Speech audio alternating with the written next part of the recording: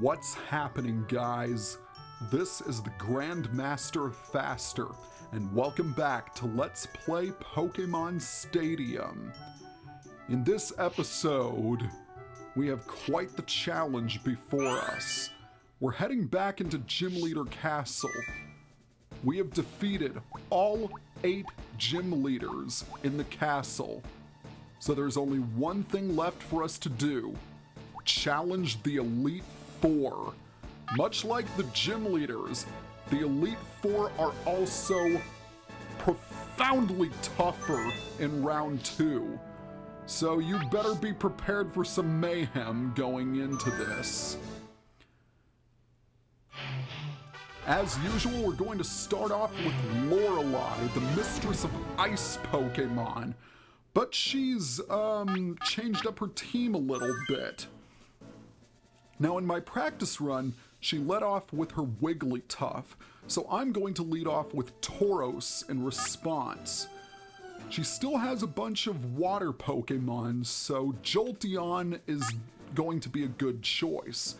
In case Exeggutor shows up, I'm going to bring Starmie, because I think it has enough special to withstand that Mega Drain. We're ready to go, so let us proceed. The challenger now faces the Elite Four.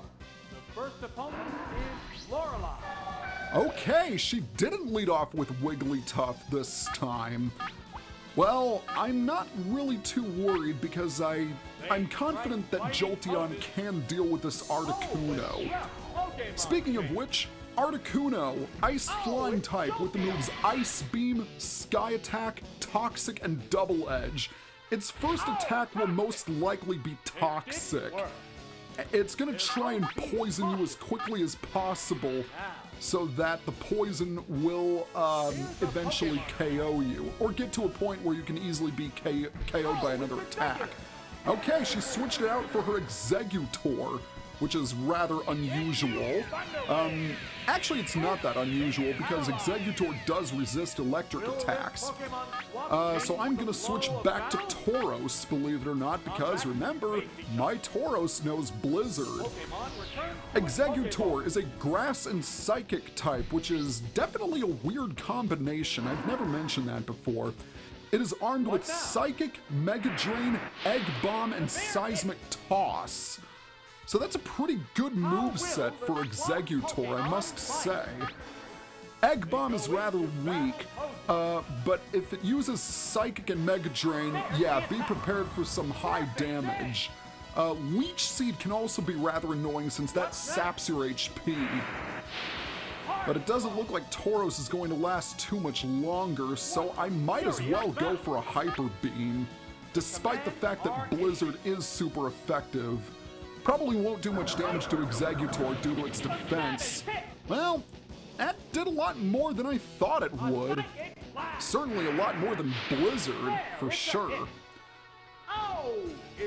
So Tauros is going down, but I think Starmie should be able to revenge kill Exeggutor with little trouble. And that's mainly because I resist Psychic, but in turn I'm also weak to Mega Drain, which is a bit of an issue. I know I'm faster though, so that won't be much trouble. And down goes Exeggutor, very nice. She actually didn't use Exeggutor in my previous run through. She actually used her Wigglytuff, and I have to say, much rather prefer the Exeggutor. Wigglytuff is rather irritating because it has Toxic and Double Edge, and Rest as well. But right now we're not dealing with her Wigglytuff, we're dealing with her Cloister. Cloister is a water and ice type with the moves Toxic, Clamp, Ice Beam, and Explosion. Cloister has really high defense, among the highest in the game. In fact, I think it has the highest base defensive stats of every Pokemon in the game, but its special isn't that great. It can be a little bit annoying because Clamp does have the ability to trap you, but it's really, really slow. So you should have no problem outspeeding that Cloister. Okay, back to Articuno. I think my best bet is to go ahead and paralyze it with Thunder Wave, because this Articuno is definitely one of her tougher Pokemon. Without question, it has incredibly high special, so special attacks are not going to do much damage. The bad news is both of my remaining Pokemon are special attackers. The good news is that Starmie resists Ice Beam. The bad news is I am losing more and more HP thanks to that poison. So hopefully I can KO Articuno before the poison KOs me. Oh good, you're paralyzed.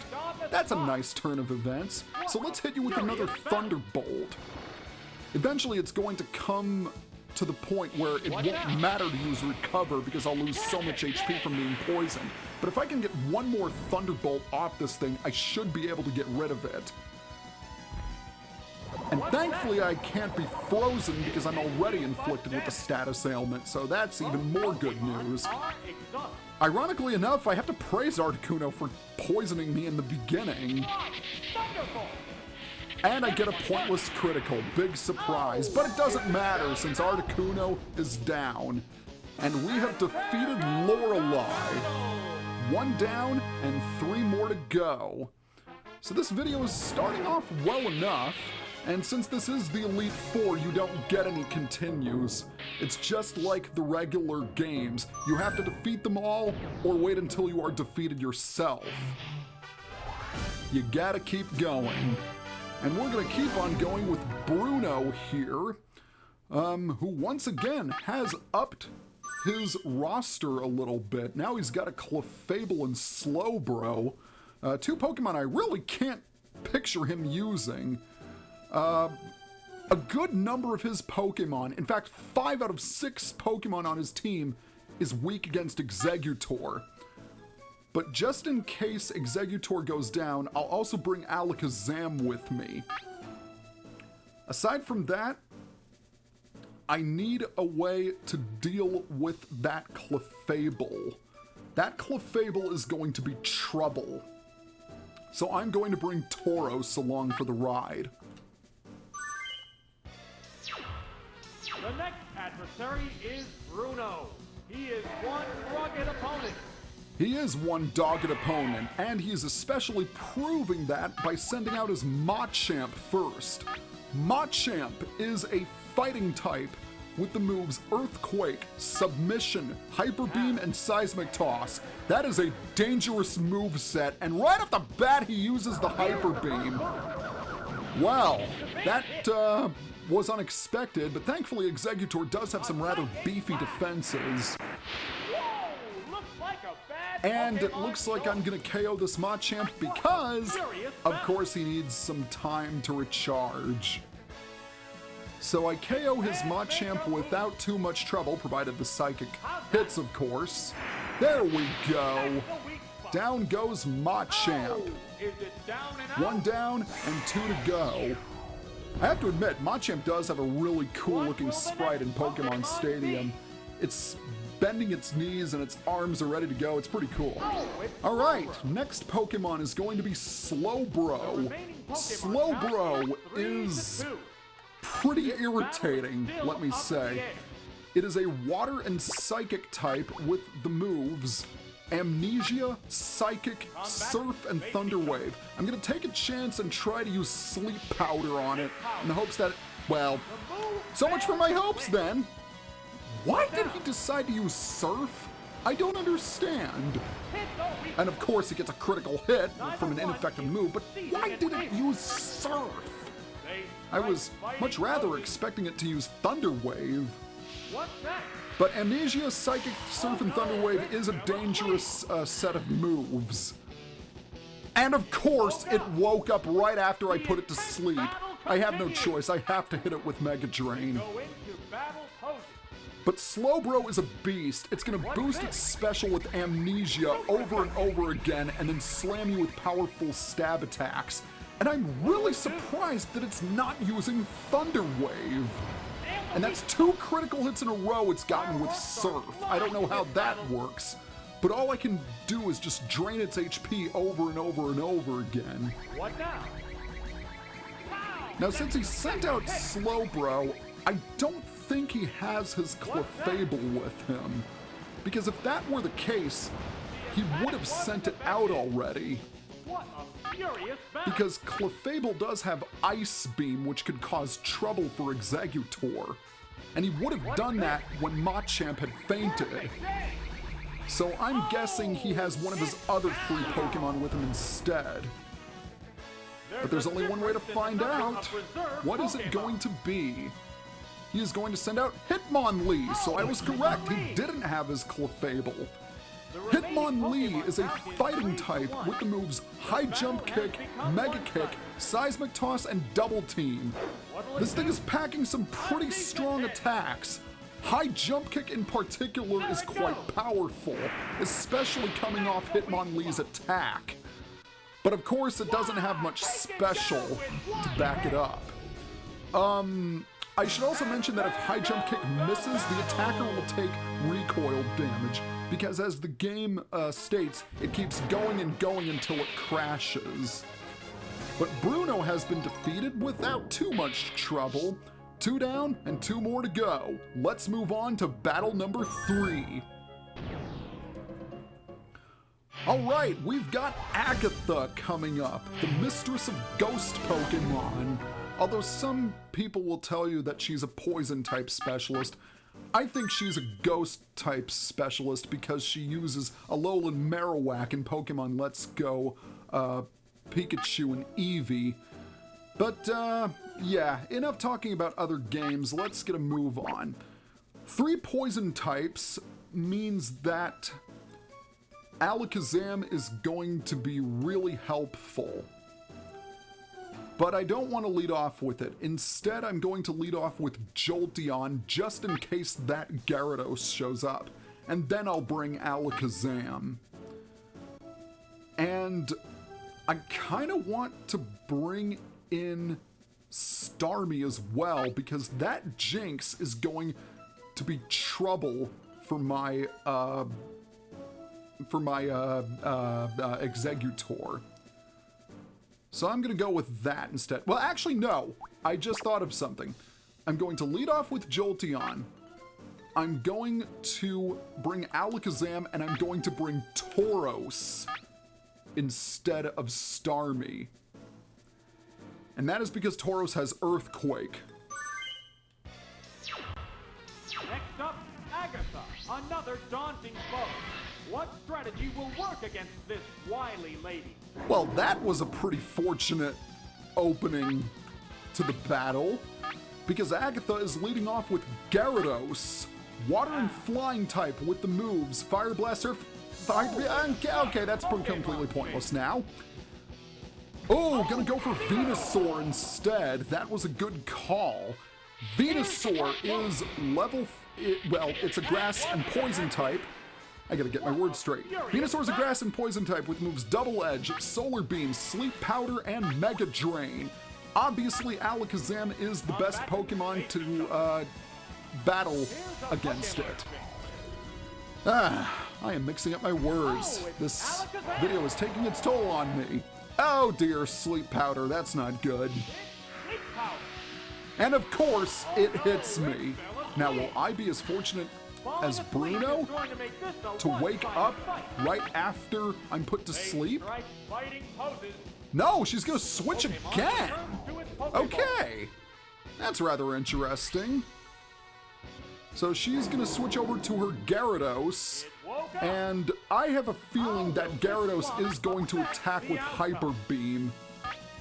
So I'm gonna switch over to Tauros, because I think Tauros can withstand at least one Hyper Beam from Gyarados. Although that might not be the case, because Gyarados has massive special attack. Yep, I called it! By the way, Gyarados is a water flying type. Oh! Duh. Oh, he survived! Excellent! Magnificent! Thank you very much! Alright. I am going to switch again to hopefully get a Thunderbolt off of that Gyarados. But as I was saying earlier, Gyarados is a water and flying type with the moves Fire Blast, Surf, Hyper Beam, and Thunderbolt. Quite the type coverage it has, so you'll need to be very careful in taking it on. And thankfully I do get the Thunderbolt off it. Times 4 weakness, times stab, yeah, there was no chance that Gyarados was going to survive. Unfortunately, Tauros has been greatly weakened thanks to that Hyper Beam, so now it's going to be back to Venusaur. So I'm going to start things off by paralyzing Venusaur with Thunder Wave. At least then, there is a chance that it won't attack. And it's gonna put me to sleep once more with Sleep Powder. But thankfully it fails. So I am going to go ahead and keep Jolteon in there because odds are it's gonna try and use Sleep Powder again, and I don't want it to use, and I don't want it used against Alakazam. Alright, hit 3 times, it was super effective, not bad at all. And it's paralyzed, which is good. So let's hit it with another Pin Missile and see how that works out. Pin Missile number 2, how many times will it hit? Oh, it hits 4 times now, and takes out the Venusaur! I took out a Venusaur with Jolteon! How on earth did that happen? Well, she only has 1 Pokemon left, and it's her Gengar. Gengar is a Ghost and Poison type with the moves Confuse Ray, Bide, Explosion, and Psychic. Kind of an unusual moveset. Psychic is obviously its main means of attack, but more often than not, it's going to resort to confusing you and then using Bide to soak up damage and then pay it back. And watch out for Explosion, because that can definitely catch you off guard. See, my Thunderbolt didn't really do all that much damage to Gengar. Oh, okay then. So, I am going to take this opportunity to switch into Tauros, because I know that Gengar can't deal any damage as it's using Bide. But I just realized that I don't have any non-damaging moves. So if this Earthquake doesn't KO it, Tauros is going down. But that's okay, I can afford to have Tauros go down in this fight. And there it goes! It actually KO'd Gengar! I didn't expect that to happen. Well, then again, Gengar doesn't have the greatest physical defense, so yeah, that's just the move I needed to make, and Agatha is defeated. Well, that was a tactical fight for sure. But now comes our final test in the Elite Four, because we are going to face off against Lance, who is also my personal favorite of the Kanto Elite Four. I should know because I've cosplayed as him, believe it or not. Okay. Well, he certainly has a lot more than just dragons on his team. In fact, he doesn't have a single dragon Pokemon on his team, which is rather odd. I am going to lead off with Rhydon because it's quite strong against the majority of his team. Just in case that Lapras shows up, I'm also going to bring Jolteon as well. And I will use Starmie to deal with that Kangaskhan. We're coming down to the end. Here's Lance, the last remaining master of the Elite Four. Okay, so Lance is going to lead off with his Snorlax, which is a normal type, with the moves Self-Destruct, Double Edge, Earthquake, and Amnesia. I don't understand why it has Amnesia, because it doesn't have any special moves. Although you could say that it's meant to resist itself further against special attacks. Honestly, not the greatest Snorlax I've seen. It doesn't even have rest.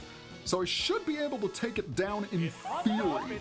even if it uses self-destruct, it won't deal that much damage to me because Rhydon has incredibly good physical defense. So this should be a quick KO. Just one more Earthquake should do the job, but it's going to respond by using an Earthquake of its own. I'm fairly certain I can resist it. Okay, that didn't do too much damage. Alright, we're doing pretty good so far. So this Snorlax is going to get KO'd courtesy of an Earthquake by Rhydon. And that is it. Alright, down goes Snorlax, the easiest Snorlax KO I've ever had in this project, because usually I have so much trouble against Snorlaxes. Alright, Pokemon number 2 is going to be Lapras, so I'll have to switch. Lapras is a water and ice type with the moves Confuse Ray, Ice Beam, Body Slam, and Psychic. That's a pretty good moveset for Lapras, I must say. And obviously it was going to use Ice Beam, but I resist it. Except I still get hit by a critical hit. I was worried for a second there I might have been frozen. Thankfully that didn't happen. Let's hit it with a Thunderbolt, and that should deal a sizable... Oh wow, that hardly did anything. So it's going to go for the Body Slam. Please don't paralyze me. Thank you for not paralyzing me. Alright, let's hit it with another Thunderbolt.